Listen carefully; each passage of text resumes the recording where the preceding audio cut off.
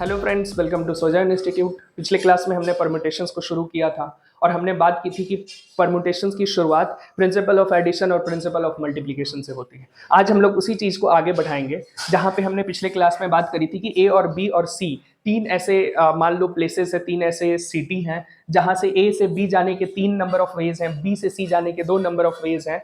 तो ए से सी जाने के 3 इंटू 2 6 नंबर ऑफ वेज होंगे और ए से सी के अगर डायरेक्ट 2 वेज और ऐड कर दें तो ये ऐड हो जाएगा 8 वेज हो जाएगा।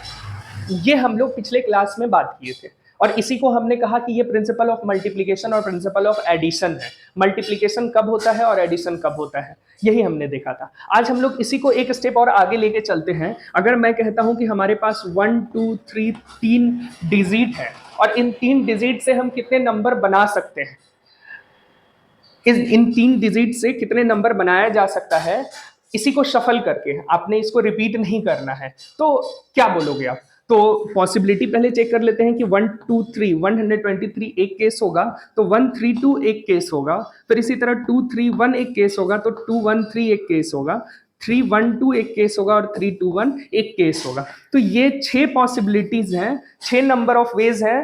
हम लोग ये भी कह सकते हैं कि 6 नंबर ऑफ वेज हैं जिससे इस 3 डिजिट को हम अरेंज कर सकते हैं।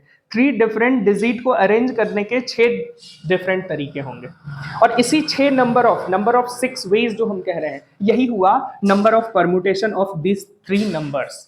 ओके, सिमिलरली अगर हम लोग बात करते हैं कि अगर यहाँ पर 1 2 3 4 4 नंबर होता तो कई पॉसिबिलिटी होती है ना। क्या क्या पॉसिबिलिटी होती?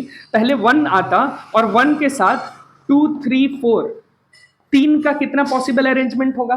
तो 1 के साथ 3 का अरेंजमेंट हमने देखा है ऑलरेडी। 3 डिजिट का जो अरेंजमेंट है वो 6 पॉसिबल अरेंजमेंट है। ठीक इसी तरह 1 के साथ 2 3 4 का 6 पॉसिबल अरेंजमेंट होगा। इसमें मैं 6 बाहर लिख देता हूं, ठीक है। इसी तरह 2 के साथ अगेन 6 पॉसिबल अरेंजमेंट होगा, 3 के साथ अगेन 6 पॉसिबल अरेंजमेंट होगा और 4 के साथ अगेन 6 पॉसिबल अरेंजमेंट होगा।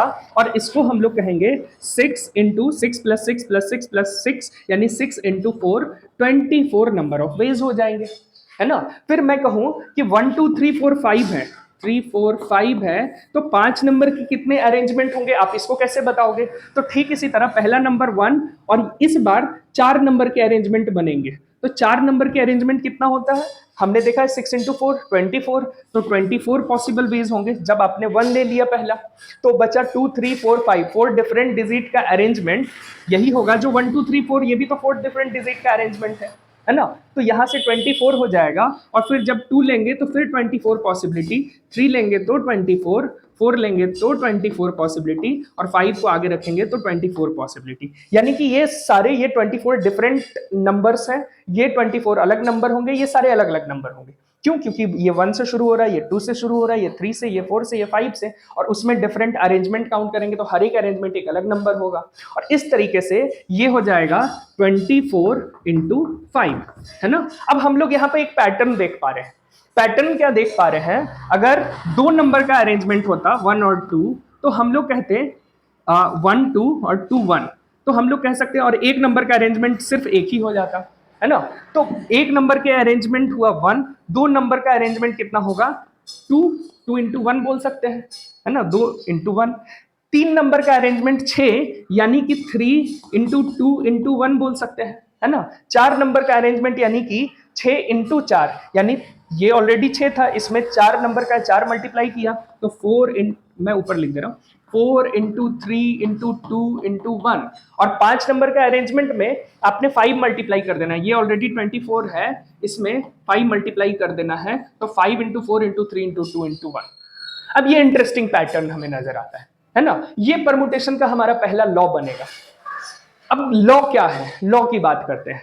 अगर हमारे पास मान लो A B C D E F, है ना, 6 नंबर है या 6 डिजिट है या 6 लेटर्स हैं, जिससे हमें ना वर्ड्स, डिफरेंट वर्ड्स बनाने हैं, मीनिंगफुल और मीनिंगलेस, अभी उसमें मैं नहीं जा रहा हूं। यानी कि कितने तरीके से आप इस 6 लेटर को अरेंज करके वर्ड बना सकते हो, है ना। तो 6 लेटर के मान लेते हैं 1 2 3 4 5 6, है ना। अब हम लोग पुराने मेथड पे चलते हैं। ये तो आपने एक पैटर्न ऑब्जर्व करा जिसमें हो जाएगा 6 into 5 into 4 into 3 into 2 into 1, ये आ जाएगा। लेकिन इसको देखते हैं कैसे होगा।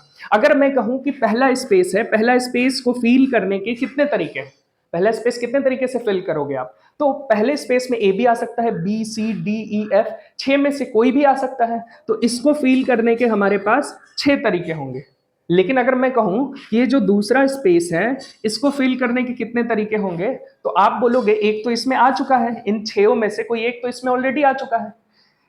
यहाँ पे 5 तरीके ही होंगे, क्योंकि अब इन्हीं कोई एक जो यहाँ आया है वो चीज अब यहाँ नहीं आ सकता, क्योंकि वो तो ऑलरेडी यहाँ आ चुका है ना। तो बचे हुए 5 में से ही इसमें कोई फिल होगा। ठीक इसी तरह इसमें जो फिल होगा वो 4, इसमें 3, इसमें 2 और इसमें 1, है ना। अब यहाँ पर हमने ये देखा कि पिछले प्रोसेस में सबका मल्टीप्लीकेशन हो जा रहा है।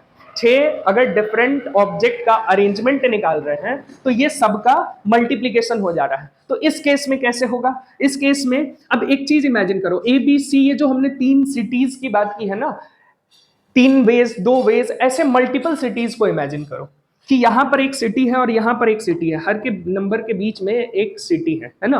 और इससे इस तक जाने के कितने नंबर ऑफ वेज हैं, 6 नंबर ऑफ वेज हैं यहां जाने के, और इससे इस तक जाने के 5 नंबर ऑफ वेज हैं, इससे इस तक जाने के 4 वेज हैं, इससे इस तक 3 वेज हैं, और इससे इस तक 2 और इससे इस तक 1, है ना। तो यहां पर इस लॉजिक से मल्टीप्लीकेशन प्रिंसिपल लग जाएगा, which is 6 into 5 into 4 into 3 into 2 into 1। ये हमारा नंबर ऑफ परमुटेशन होगा। अब इंटरेस्टिंगली बार बार इतना नहीं लिखना पड़े, इसके लिए एक सिंबल दिया गया है विच इज कॉल्ड फैक्टोरियल 6। इसको सिंबल दिया गया है फैक्टोरियल 6। इसी तरह कोई n डिफरेंट ऑब्जेक्ट्स है, अगर मैं बात करूं n डिफरेंट ऑब्जेक्ट अगर है और इसका हमें परमुटेशन निकालना है ना, तो इस n डिफरेंट ऑब्जेक्ट का सिंपली परमुटेशन क्या हो जाएगा, ये होगा n into n minus 1 into n minus 2 into n minus 3 towards 1 तक, 3 to 1 तक, है ना। और इसी को कहा गया है फैक्टोरियल n, है ना।